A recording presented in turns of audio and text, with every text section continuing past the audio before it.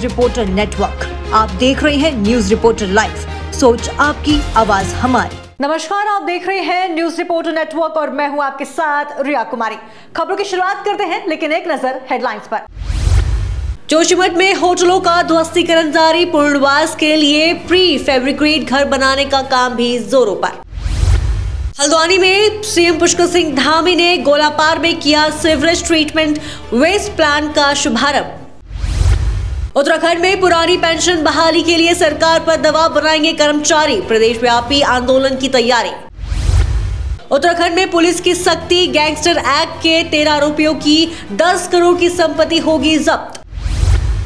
अब खबर विस्तार से। मुख्यमंत्री पुष्कर सिंह धामी ने आज हल्द्वानी को कई बड़ी सौगात दी है। जी हां, आपको बता दें 35 करोड़ रुपए की लगातार से बने सीवेज ट्रीटमेंट प्लांट को 3 करोड़ की लागत से बने लेगेसी वेस्ट प्लांट का लोकार्पण किया है। मुख्यमंत्री पुष्कर सिंह धामी ने हल्द्वानी के लोकार्पण के बाद सभा को संबोधित करते हुए हल्द्वानी में अंतर्राष्ट्रीय जू बनाने की बड़ी घोषणा की है। उन्होंने कहा कि इसके लिए सरकार जल्द बजट भी जारी करेगी। साथ ही मुख्यमंत्री पुष्कर सिंह धामी ने कहा कि जल्द ही देवभूमि को ड्रग्स फ्री भी किया जाएगा, जिसके लिए हल्द्वानी में एक नशा मुक्ति केंद्र खोला जाएगा। इसके अलावा सीएम ने हल्द्वानी में आधुनिक कैथ लैब बनाने की भी घोषणा की है। मुख्यमंत्री पुष्कर सिंह धामी ने कहा है कि सरकार लगातार राज्य में तेजी से विकास कार्य कर रही है। ये ट्रीटमेंट प्लांट स्वच्छता की ओर सरकार का एक बड़ा कदम है। देखिए, ये माननीय प्रधानमंत्री आदरणीय मोदी जी के नेतृत्व में पूरे देश के अंदर जिस प्रकार से आज सभी शहरों को स्वच्छ बनाया जा रहा है, निर्मल गंगा का अभियान पूरे देश के अंदर चल रहा है, जिसमें गंगा और गंगा की जितनी भी सहायक नदियां हैं उन सभी को स्वच्छ रूप में आगे बढ़ाया जाए, आगे भेजा जाए। हल्द्वानी शहर में अमृत योजना के अंतर्गत आज इस सीवरेज प्लांट का जो लोकार्पण हुआ है, इससे निश्चित रूप से हल्द्वानी शहर के स्वच्छता में, यहाँ के पर्यावरण की दृष्टि से, यहाँ की सुविधा की दृष्टि से और विकास की दृष्टि से एक मील का पत्थर साबित होगा। और हमारा जो हल्द्वानी प्रमुख शहर है, उस शहर को ये योजना मिलने से कहीं ना कहीं मैं समझता हूँ कि पूरे उत्तराखंड के अंदर भी जो आगे का अभियान है हम लोग इसी रूप में आगे बढ़ाएंगे। और हमारा संकल्प है कि उत्तराखंड के अंदर से माँ गंगा और उसकी जो सहायक नदियां हैं सभी स्वच्छ रूप में आगे। उत्तराखंड और खासकर प्रदेश के पहाड़ी इलाकों में दैवीय आपदाओं का आना कोई नई बात नहीं है। ये सुंदर देखने वाली पहाड़ी और कलकल करती नदियां कब विकराल हो जाए, इसका अंदाजा कोई नहीं लगा सकता है। अपनी प्राकृतिक सुंदरता के लिए पहचाने जाने वाला उत्तराखंड के पहाड़ी इलाके अक्सर दैवीय आपदाओं से जूझते रहता है और ये प्राकृतिक कभी भी विकराल रूप धारण कर सैकड़ों हंसती खेलती जिंदगियों को निगल लेती है। प्राकृतिक का विकराल रूप कुछ समय बाद शांत हो जाता है, आपदाएं थम जाती है, पर इन आपदाओं के गहरे जख्म इन प्रदेश की छाती पर ज्यों के तो बने रहते हैं और बार बार यहाँ रहने वाले लोगों को जहन कपकपा देने वाली इन आपदाओं की याद दिलाते रहते हैं। धर्मनगरी हरिद्वार की विधानसभा ज्वालापुर देहात के ग्राम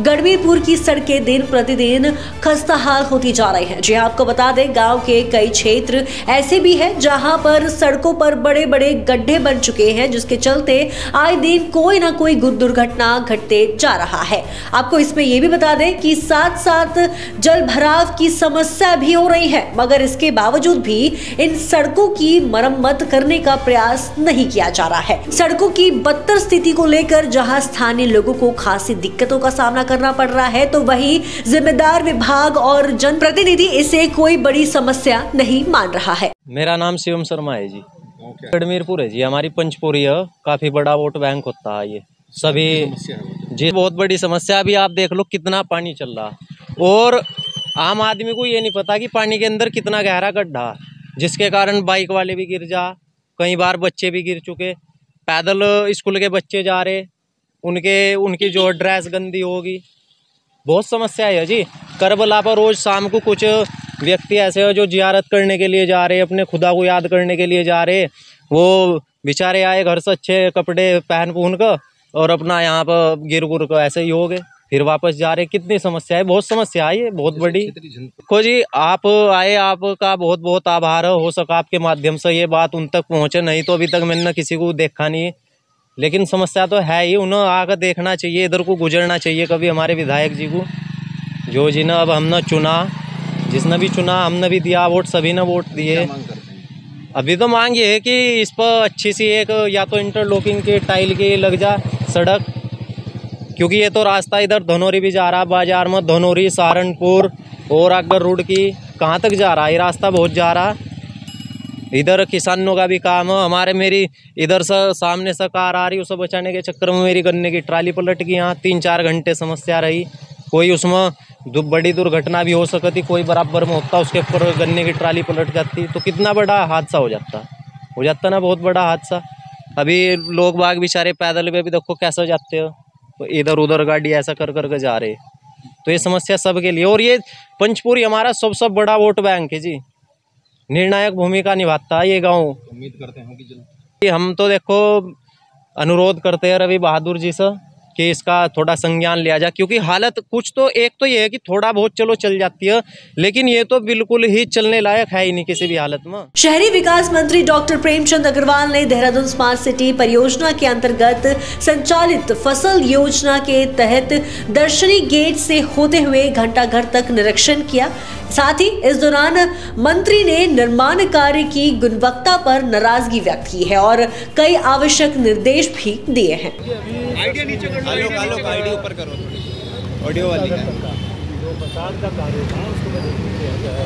अच्छा, और निश्चित रूप से हालांकि मैं तो भी बहुत नीचे रखो ना, आईडी नीचे रखो यार ऊपर, लेकिन जो काम की गति इस दौरान बढ़ी है, मैं कह सकता हूँ जो सुंदरता जिस नाते इस बाजार में होना है, जब हो जाएगा तो बहुत सुंदर लगेगा। अभी आप देखिए कि जो बोर्ड है और यहाँ पे साइन बोर्ड वगैरह उनका तो आपको दिख रही होगी। यहाँ जो खंभे हैं, खंभे को जो हटेगा और जो तारों का जाल जो बाहर दिखता है वो जो हटेगा, और दुकानों के अंदर यहाँ दिए गए हैं। जहाँ हम खड़े हैं यहाँ पे ब्लैक पौधा हो, चूँकि आप जानते हैं कि अभी ठंड का मौसम सीधी में देखने के बाद उनकी अगर चलेगा उसके बाद इसमें काम होगा, तो आने वाले टाइम पे बहुत तेज़ी से ये काम जब होगा तो अंदर पलटन बाजार और ये दक्षिणी गेट का बीच का सारा हिस्सा देखने को जो मिलेगा। स्मार्ट सिटी जिसको हम स्मार्ट सिटी कहते हैं, रेड ग्राउंड के आप आसपास घूमे तो सुंदर दिखता है, यहाँ आप जब आएंगे आपको खूबसूरत दिखेगा। तो जो स्मार्ट सिटी का कंसेप्ट माननीय मोदी जी का था और हमारे यहाँ के लोगों का था, वो सब काम साकार होता दिखाई देगा। सर, व्यापारियों का ये कहना है कि कम्युनिकेशन नहीं है डिपार्टमेंट में आपस में, एक आता है तो दूसरा खोज के चला जाता है, एक चीज़ बनती है तो दूसरी। व्यापारियों के साथ बैठ के संवाद होगा यहाँ पे सीओ से कहा है, और जो भी योजना है, चाहे हम कनेक्शन को लेकर करें, चाहे जो मैंने कहा है कि बोर्ड लगे उससे ऊपर का यदि रूप देखें वो अलग अलग दिखेगा, तो उसे व्यापारियों से बैठ के संवाद करेंगे, उसके साथ बैठक करेंगे और उसमें जो भी निर्णय होगा अंतिम निर्णय होने के बाद इस पर कार्रवाई। आज थाना सहसपुर जनपद देहरादून में नशा तस्करों के विरोध में देहरादून पुलिस को बड़ी सफलता हाथ लगी है।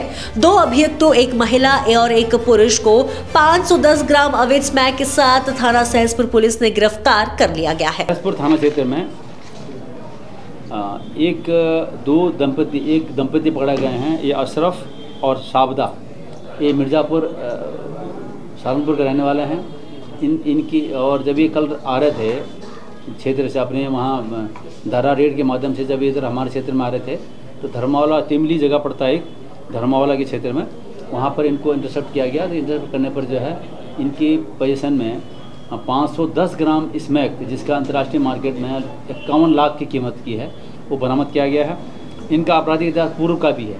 इनके 2021 में 4 ग्राम स्मैक और 200 ग्राम चरस इनसे बरामद हुई थी। इनका आपराधिक इतिहास। विकासनगर के ग्राम एडनबाग में एक विवाद हो गया है, जो कि एक दुकान स्वामी और किराएदार के बीच में हुआ है। बताते चले कि 2012 में एक दुकान सहारनपुर के रहने वाले कुछ लोगों को किराए पर दिए गई थी, लेकिन वो दुकान छोड़कर चला गया और उसने अपने साथी को दुकान दे दी, लेकिन अब वो लोग उसकी दुकान खाली नहीं कर रहे हैं, जिसको लेकर ये विवाद हुआ है। और वही ये मामला पुलिस चौकी में भी पहुंचा, लेकिन पुलिस ने कहा कि इस मामले को कोर्ट से निपटाए। वही आइए जानते हैं कि क्या कहना है दुकान स्वामी का। किस भी विषय में विवाद हुआ, क्या हुआ था? ये पहले से बदतमीजी करता था और हमने इसको इसको कई बार खाली करने के लिए बोला, घर वालों ने भी बोला कि इसको खाली कर दे, बट इसने बोला कि जिस पे जो होता कर ले।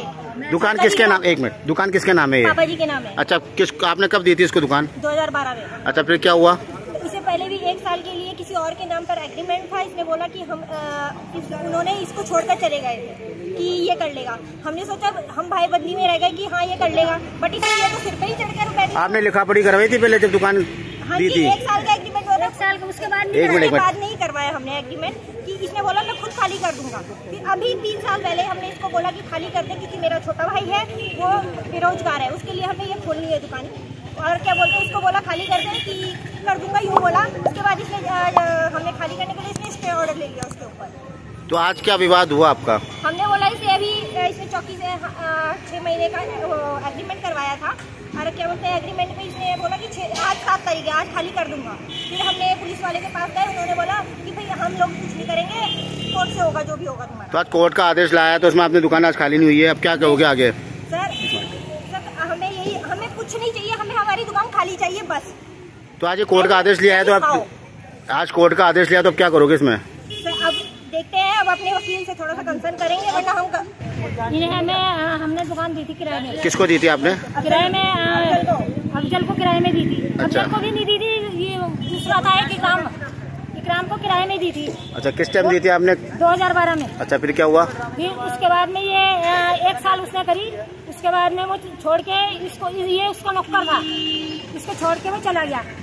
हमने कहा ये इसने जो है उठा के कब्जा करने के लिए कहने लगा, चलता रहा इनका। हम 3 साल पहले से हम कहते हैं, अरे हमने कहा खाली कर दे, खाली कर दे। इसने कहा कर दूंगा, ऐसा करते करते 2-2.5 साल के बीच में, अब 2-2.5 साल के बीच हो गया। उसके बाद में ये गुंडा बुलवाता है, शानपुर से कहता है कि मैं शानपुर का हूँ। आज क्या हुआ? आज ये हुआ कि कोर्ट यहाँ फैसला हुआ था चौकी में पुलिस वालों से। पुलिस वालों ने राजीनामा लिख के दे दिया था कि आप 7 तारीख को खाली कर दोगे। फिर हमने जो और थे जिनके साइन है उसमें, वो गए इसके पास कहने के लिए कि खाली कर दे। इसने कहा मैं नहीं करूँगा खाली, इन्हें जो भी हो, जो पुलिस बुलानी, जो कोर्ट के कागज लाने, जो भी कुछ करना कर लो, मैं कुछ नहीं करने का। आज दुकान में हाथापाई भी हुई? नहीं हुई। तो क्या दुकान खाली करी नहीं करी? दुकान खाली कर रहे थे, पुलिस वाले आया के इसको कुछ नहीं कहा, हमें कहा जो भी कहा। अच्छा, फिर आपने पुलिस वाले ने दबाव हमारे ऊपर डाला। कोर्ट के थ्रू खाली करवा रहे हो, क्या है?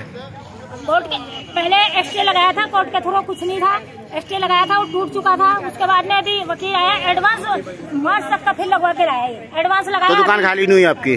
दुकान खाली नहीं हुई है? नहीं हुई खाली। दुकान कहाँ पर है? दुकान कहाँ पर है आपकी? यही है चक्रौता रोड, विकासनगर रोड। तो आज के इस खबर में बस इतना ही। देखते रहिए न्यूज रिपोर्टर लाइव। धन्यवाद।